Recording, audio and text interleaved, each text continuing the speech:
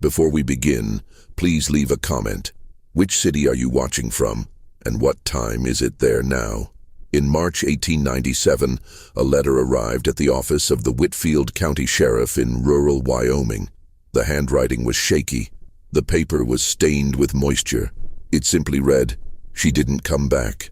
No one has seen her since Tuesday. The house is empty, but the door was locked from the inside." The sender was a farmer named Samuel Garretson. The missing person was his younger sister, Margaret Garretson, age 23. And that detail, the door locked from the inside, would be the first of many that didn't make sense. Margaret lived alone on a small property inherited from her father, about 2 miles from the main farm, where Samuel lived with his wife and 2 children. The area was known as Silent Creek, a narrow valley between pine-covered hills, crossed by a stream that flowed silently even during the spring floods. It was a place of long silences, where the wind carried the scent of resin and wet earth, and where families knew each other by their baptismal names. Margaret was described in the records of the local Presbyterian church as a girl of reserved temperament, an avid reader, of fragile health but strong spirit. She had lost her mother at the age of 15 to typhoid fever. Her father, John Garretson, had died 2 years before her disappearance from pneumonia, leaving her the smaller house and a piece of farmland. Samuel had inherited the main farm. Margaret's house was simple: dark wood, a gabled roof, a stone chimney. Only 3 rooms: a living room with an integrated kitchen, a bedroom, and a pantry in the back. It stood in a natural clearing, surrounded by tall fir trees that blocked the late afternoon sun. In winter, snow covered the roof for weeks. In spring, the thaw turned the access road into a trail of mud and loose stones. Margaret was not married. That alone made her an object of curiosity in a community where single women at 23 were rare. But she never showed any interest in changing her status. She preferred the company of books. She had a small collection stored in a pine box, and the letters she exchanged with a distant cousin who lived in Montana. She cultivated a bed of medicinal herbs on the side of the house: chamomile, mint, sage. She raised 3 chickens. She went to the village once a week to buy flour, kerosene, and, when she could, fabric. Samuel visited his sister twice a week. He brought firewood, helped with repairs, brought news. He said Margaret looked well, quiet as always, but fine. On the morning of Tuesday, March 9, 1897, Samuel stopped by her house on his way to town. He knocked on the door. No one answered. He thought it strange, but figured she might be at the creek washing clothes or gathering dry firewood. He continued on his way. He returned on Thursday. The door was still closed. The chickens were scratching around freely in the yard. The herb garden was untouched. He called out, nothing. He pushed the door. It was locked. He went to the side window. The linen curtain was drawn. He tried to peek through the crack. Everything was dark inside. He shouted her name. Silence. Samuel forced the window. It didn't budge. He went back to the door. He thought about breaking it down, but something made him hesitate. Maybe she had left. Maybe she was at a neighbor's house. Maybe she was sick and didn't want to be seen. But deep down, he knew something was wrong. He returned to the farm and, the next morning, wrote to the sheriff. When the authorities arrived at Silent Creek on Saturday afternoon, they found the house exactly as Samuel had described it. The front door was locked from the inside. The wooden bolt was engaged. The windows were closed. The chimney was cold. There was no sign of forced entry, no sign of a struggle. They broke down the door. Margaret wasn't there, but something was. On the kitchen table was a plate with the remains of cold stew, a spoon beside it, a half-empty cup of tea with a thin layer of mold on the surface.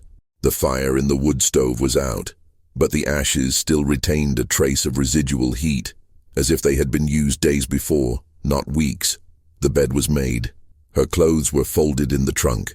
Her shoes were lined up by the door. Her wool coat hung on the nail, and on the back door, the one leading to the pantry in the backyard, there was a mark, a handprint, imprinted on the wood, on the inside, as if someone had tried to push it or hold it shut. To understand what happened to Margaret Garretson, We need to go back a few months.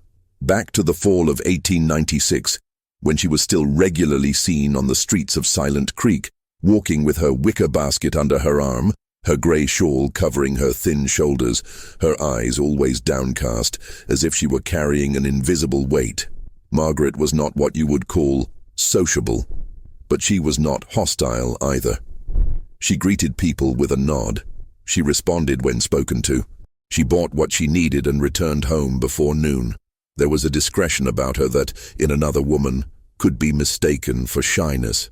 But those who knew Margaret knew that this was not quite the case. It was something deeper, a kind of intentional withdrawal, as if she had chosen to live on the margins, not out of fear, but out of preference. In the church records there is a note made by Reverend Amos Pickett, dated October 1896. He wrote, "Margaret Garretson attended Sunday service.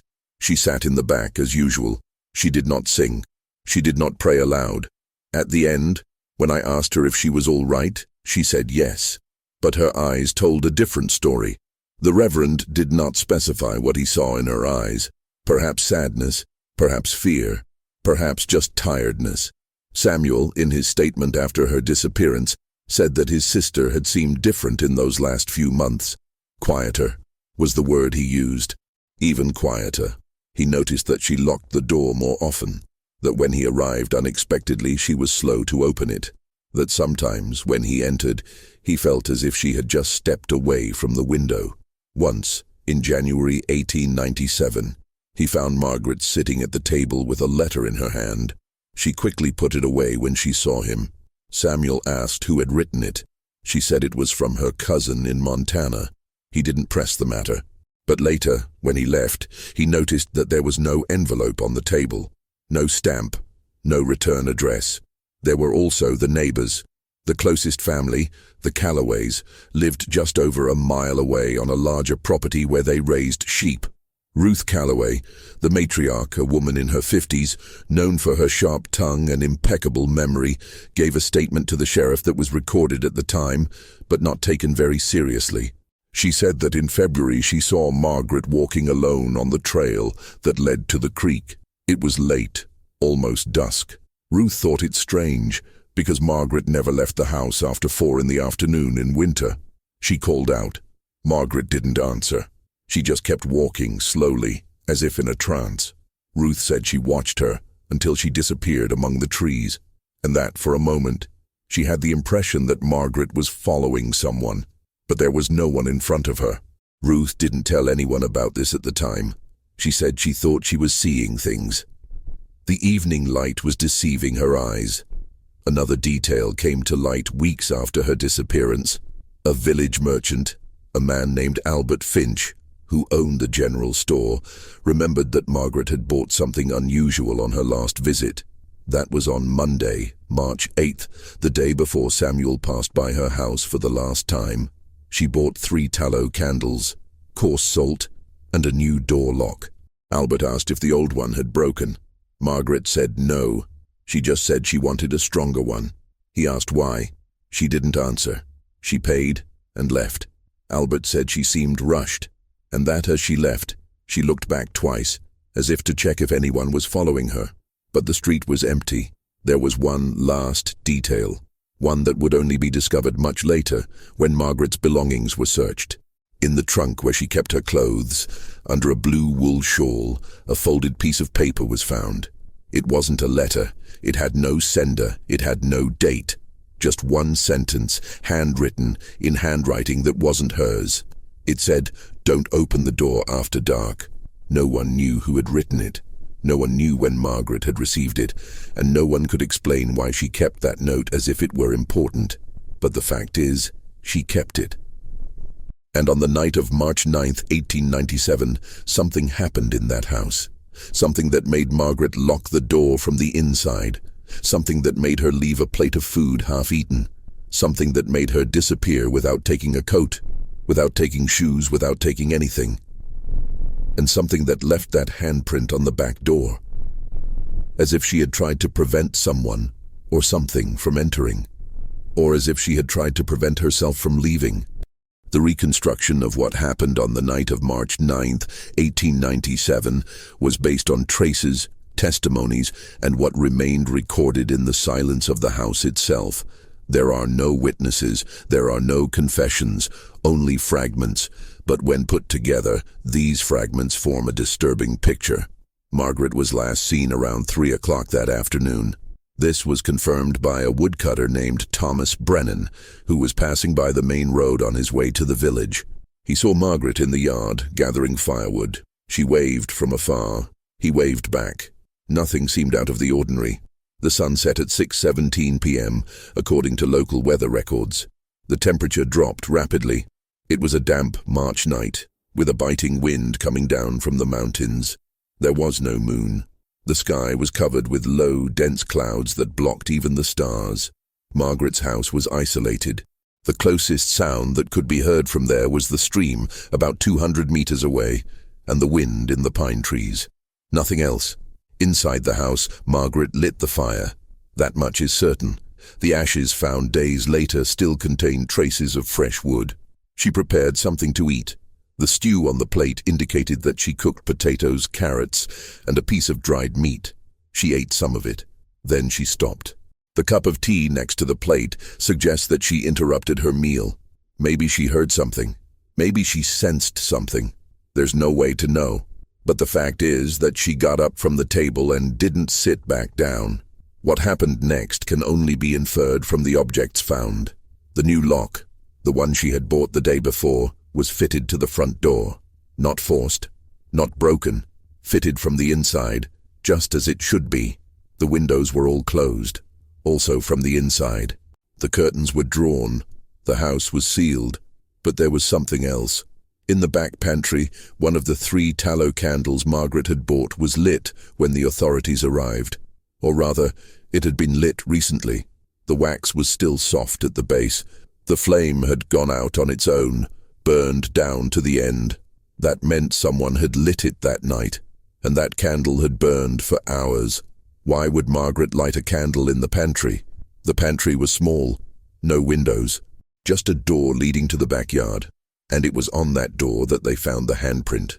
The mark was at chest height, 5 fingers, open palm, imprinted on the wood as if it had been pressed hard. There was no blood. There was no dirt. Just the mark, clear, visible as if the hand had been damp when it touched the door, wet with sweat, or something else. And there was another detail.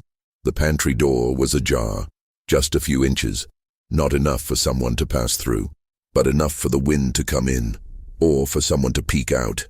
Samuel, when questioned, said that Margaret never left that door open. Never. She was afraid of animals coming in at night, foxes, raccoons. Once a coyote had come too close to the chicken coop. Since then, she locked everything. But that night, she left the door ajar. Why? There was one last clue, one that almost went unnoticed. On the pantry floor, next to the doorstep, there was a small amount of dirt. Dark, damp soil, different from the dry, sandy soil in the yard, as if someone had walked in with dirty feet, or as if something had been dragged inside. But there were no footprints, just the soil, scattered, irregular, and in the middle of the soil, marked almost imperceptibly, there was something that looked like a thin line, as if something had been dragged through the dust, something long, something heavy. The investigators didn't know what to make of it. There were theories, of course. There always are. Some said Margaret might have run away, that she planned it all, that she locked the house from the inside and left through the back window, taking only what she needed. But there were no signs that the window had been opened, and Margaret didn't take anything, not even money, which was kept in a tin, untouched. Not clothes, not her coat. Others said that someone may have broken in, that maybe there was a key, that maybe Samuel was lying. But Samuel had an alibi. He was at home with his wife and children, and there were no signs of violence. None. The house was in order. Nothing had been ransacked. Nothing had been stolen. There were also those who said that Margaret had gone mad, that she had gone out alone, in the dark, with no destination, that she got lost in the forest, that she froze to death. but her shoes were at home, and no one, not even someone in a state of mental confusion, would go out barefoot in the cold of March. And then there were those who said nothing, who just looked at the mark on the door, at the burned-out candle, at the dirt on the floor, and felt that there was something there that could not be explained. Not something supernatural, not something impossible, but something wrong, deeply wrong. In the days that followed, the search for Margaret intensified. Search parties in the woods, investigation of the creek, questioning in the village, posters nailed to trees. Nothing. Margaret Garretson had disappeared as if she had never existed, but the house remained, and the house remembered. And on that night of March 9th, something happened there. Something that made Margaret light a candle in the pantry. Something that made her lock the door from the inside. Something that made her leave everything behind. And when the sheriff asked Samuel if there was anything else he could remember, anything that might help, Samuel hesitated. Then he said, almost in a whisper, "She asked me a week before if I believed a place could be cursed." I laughed. I asked her why. She said it didn't matter, but I could see she was serious. And now I don't know anymore. The last person to see Margaret alive was Thomas Brennan, the woodcutter. And when asked if she seemed scared, he thought for a long moment. Then he said, "No, she didn't seem scared. She seemed resigned, as if she were waiting for something, as if she knew it was going to happen." The news of Margaret Garretson's disappearance spread through Silent Creek like wildfire. In a small community where everyone knew each other by name and history, the mystery of a woman disappearing from inside her own locked house was something that could not be ignored, nor forgotten. In the early days there was movement. Men organized searches. They scoured the forest in groups, calling her name among the pine trees. They combed the banks of the creek. They investigated natural caves in the hills. Nothing. Not a scrap of fabric, not a footprint, not a sign. Ruth Calloway, the neighbor who had seen Margaret walking at dusk weeks before, now spoke openly. She told her story to anyone who would listen. She said Margaret was being followed by something, that she knew it, that she tried to warn her, but no one paid much attention. Ruth was known for exaggerating, for turning shadows into ghosts. But there were others. A woman named Eliza Drummond, who lived in the village and occasionally bought herbs from Margaret, told the sheriff that the last time the two had spoken, Margaret had asked her a strange question. "She asked me if I knew who had lived in the house before her father. I said I didn't know. She insisted. She said she needed to know, that it was important. I thought it was strange, but I didn't think much of it. Now I wish I had asked why." The sheriff investigated. He discovered, through old county records, that the property where Margaret lived had belonged, decades earlier, to a family named Hollis. They had moved east in the 1860s. The house stood abandoned for years until John Garretson bought it in 1872. There was nothing unusual, no recorded crimes, no documented tragedies, just a family that left, a house that stood empty, and then a new family that moved in. But the sheriff found something else. In a church record book dated 1867, there was a brief note about a funeral. The name was Elizabeth Hollis, 17 years old, cause of death, unspecified, buried in the small cemetery south of the village. The sheriff went there. He found the gravestone. Simple, weathered by time. The inscription read only, "Elizabeth Hollis, 1850-1867, rest in peace, far from fear, far from fear."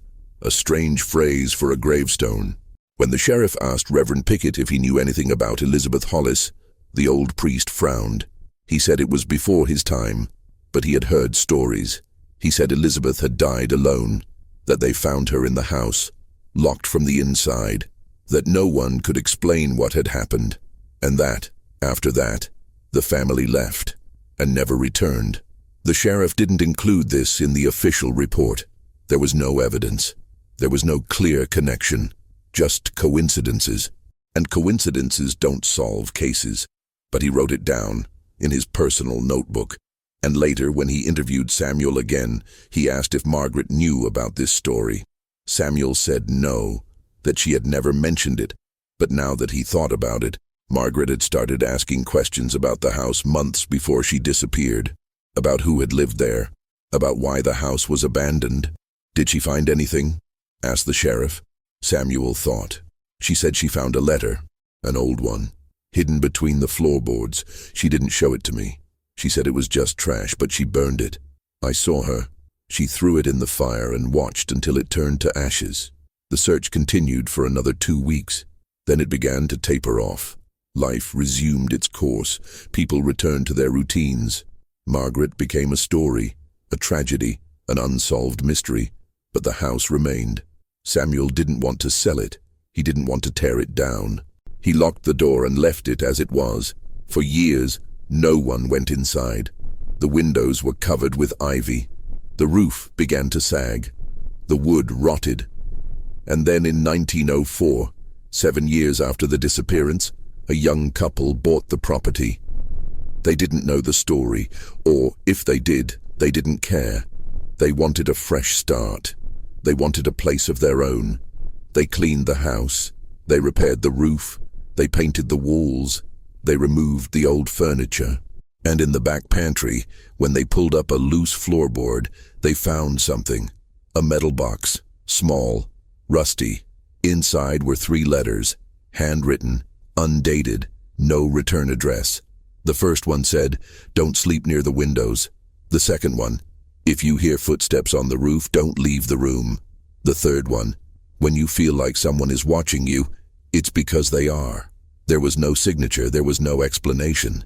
But the handwriting was the same as the note found in Margaret's trunk. The couple took the letters to the sheriff. He read them. Then he filed them away. He never officially reopened the case, but he wrote a note in the file, dated June 1904. Margaret Garretson knew. She knew something was wrong, and she tried to protect herself, but it wasn't enough. The couple lived in the house for 3 months. Then they moved out. They said they couldn't sleep, that they heard things at night. Footsteps, knocks, the sound of something dragging across the floor.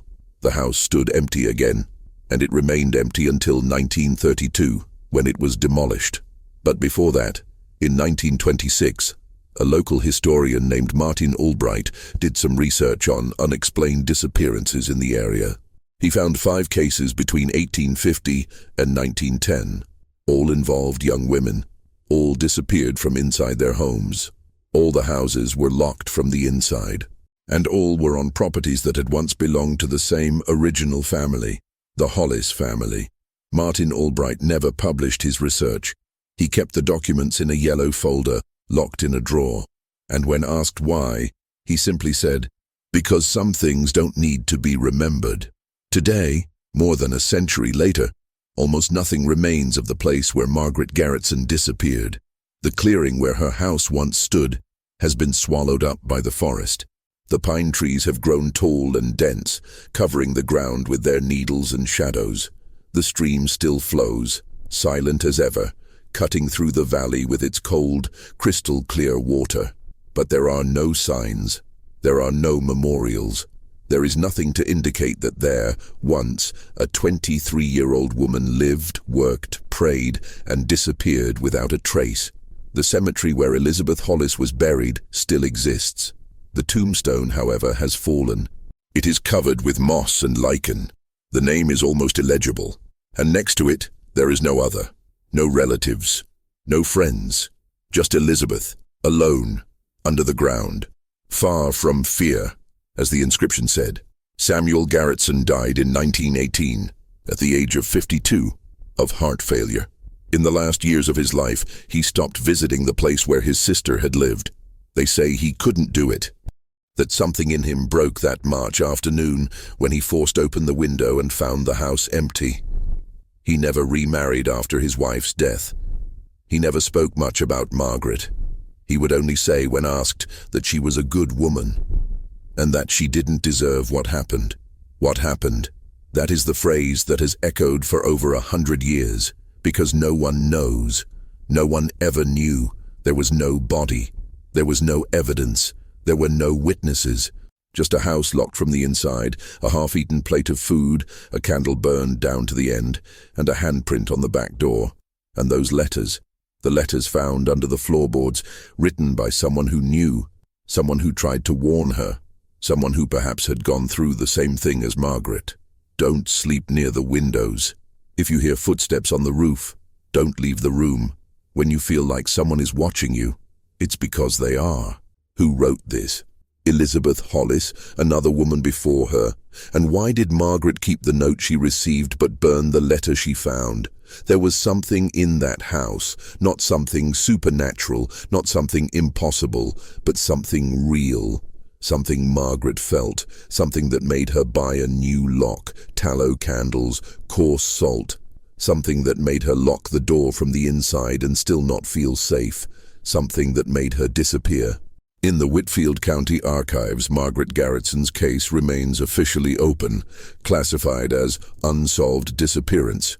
There is a thin folder yellowed by time, with some statements, a sketch of the location, and a handwritten note from the sheriff, dated 1897. This house holds secrets that perhaps should not be revealed. Martin Albright, the historian who researched the disappearances, died in 1943. His archives were donated to the municipal library. The yellow folder on the cases of the missing women was there. But when an archivist tried to open it decades later, he discovered that the pages inside had been removed. Someone took them, or destroyed them.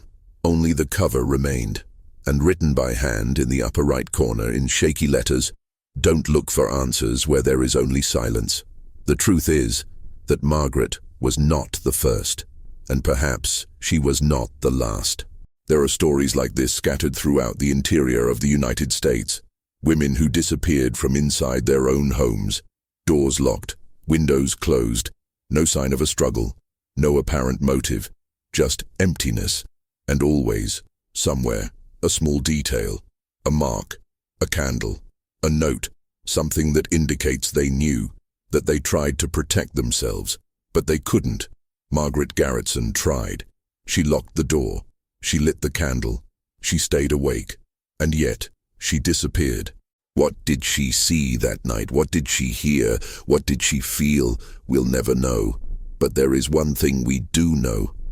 One thing that the records, the testimonies, the letters, and the silences tell us. Margaret did not leave that house of her own free will. And she was not alone. Not that night. And perhaps not on any of the nights leading up to her disappearance. Because there are houses that were not meant to be inhabited. There are places where the past does not rest. And there are moments when fear is not irrational. It is just premature. Margaret Garretson knew that. And that is why, on the last night she was seen, she did not open the door. Not even when they knocked.